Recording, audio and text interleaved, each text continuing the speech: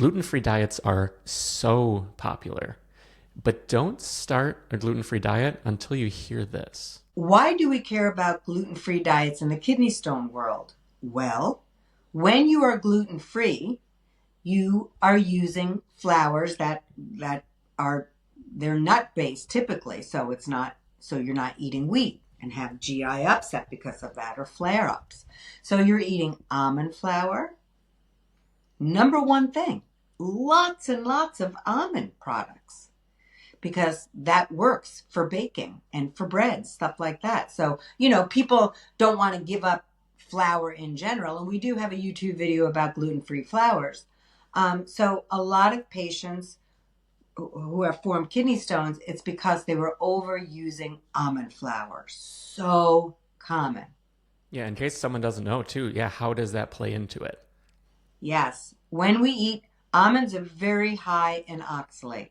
So they're so high in oxalate that I do take them away because who the hell has ever said, "Honey, go get the bag of oh, you know what? Just give me one almond." No one ever does that. You want some almonds. If you're going to go get some almonds, you want a few handfuls of them. Otherwise, there's no point in bringing them to the couch. So almonds are very high in oxalate. And when we have really high oxalate foods over and over and over, along with not getting any calcium in our diet, we can get kidney stones from that. So a lot of celiac or a lot of gluten-free people are overeating high oxalate foods. That's one thing. The other thing, when you're buying gluten-free, I'm going to use bread as an example. When you're buying gluten-free products like bread, they're taking the gluten out of the product. Gluten makes breads chewy, gives a nice consistency, and people really like that. Once you take gluten out, food starts tasting like cardboard. Okay, so they want to doctor up the taste and feel from these products that the gluten has been removed from with things like more sugar and more salt.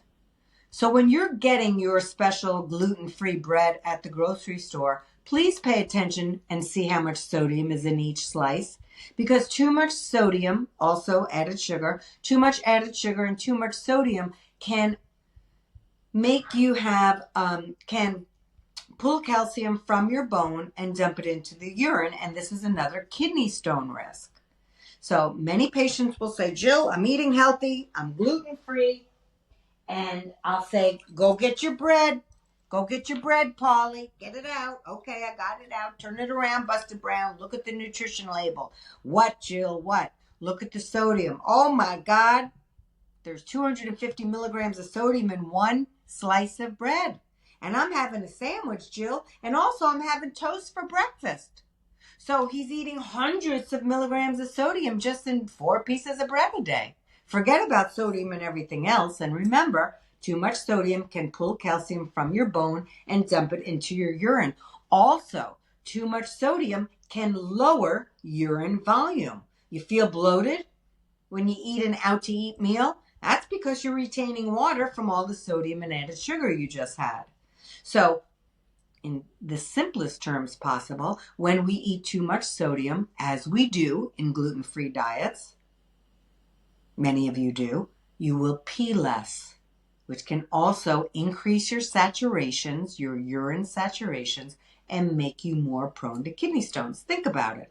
If you pee less, you're not constantly on a regular basis getting rid of all these crystals. Now they're accumulating in the urine that you're holding in because you ate too much salt. Added sugar actually works the same way. When we eat too much added sugar, that also will lower urine volume. So you pee less. And that's again why we're walking around so bloated.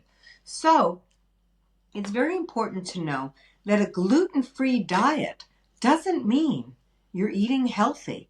And many people are just going and have been on a gluten-free diet just because they think that's a healthier way to eat without looking at nutrition labels, without even needing the products because they don't have celiac disease. So I want you to understand that gluten-free if you're not paying attention, can really increase your kidney stone risk. So it's super important. So if you don't need to be gluten-free, don't. Watch your salt in any breads, by the way. People will say, Jill, how should I choose bread? I don't I want you to pay attention to the salt and added sugar in bread. I'd also like you to pay attention to the amount of fiber in your bread. Choose pieces of bread or slices of bread that have at least 3 grams of fiber in it. That's awesome. And then people will say, but watch the salt in it. And then also people will say, well, wheat is high in oxalate.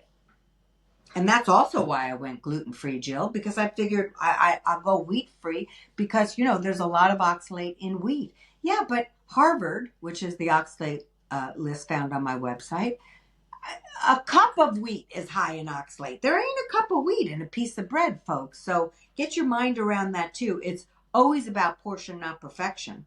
It's not about you can't ever have wheat again. It's just, you may not want to have 2 cups of wheat a day, which no one's doing. There's just a little bit of wheat in that slice of bread. So kind of all over the place. But the point is a gluten-free diet for any of you who just happen to click on this and you're just going gluten-free and don't even have a kidney stone, doesn't mean it's the healthiest diet in the world. Choose gluten-free diet products that are lower in sodium if you can find them. And also for kidney stone formers specifically, but for all of you, pay attention to all the sodium and added sugar that they're putting in these gluten-free products and choose the gluten-free products if you actually need that are lower in sodium. Does that make sense, Jeff? Oh yeah, it absolutely does. Yeah, and I've been gluten-free for a long time, but Yes. I'm not big on products. I'm very much about the outside of the store. You have your meats and veggies and Yes. fruits, and I think that's also something to consider too if we're going gluten-free. Even if it's just from a health perspective, are we just sort of doing the cliche of the, what is it, Oreos and Doritos vegan? Where Yes. it's like, oh, I went vegan and all I eat are vegan Doritos and vegan Oreo. Like that's not really more Exactly. healthy. It's just a shift. So the same thing applies to gluten free is, are we merely doing this but shifting everything to also foods that aren't sustaining for our health, for overall health and well-being? I couldn't agree more, and it brings up the topic. When we as consumers start buying stuff, don't think these food companies don't notice.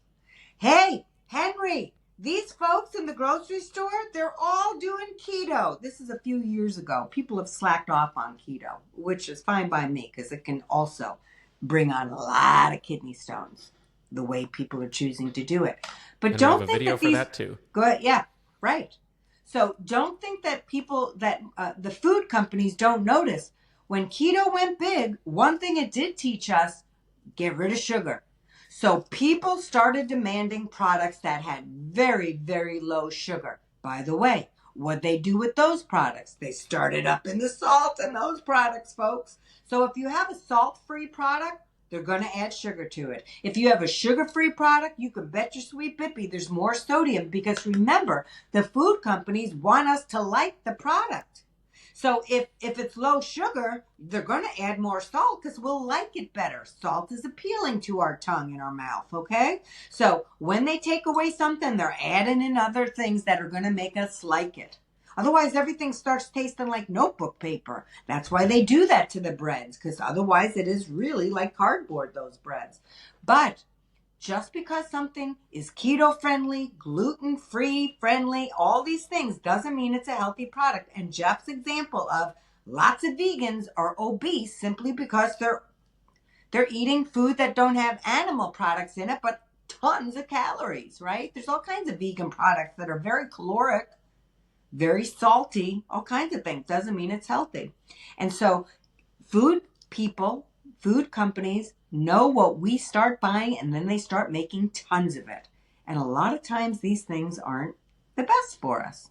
Very true, right? So you could be gluten free and having a really terrible diet, folks, just so you know. You can be keto. Also, a lot of extra salt in those products. So I'm just saying, and both of those diets, specifically keto and gluten, very high in the almond products, almond flour, almond milk, right? Low carb diets, all almond, almond, almond. And that's how people get their kidney stones.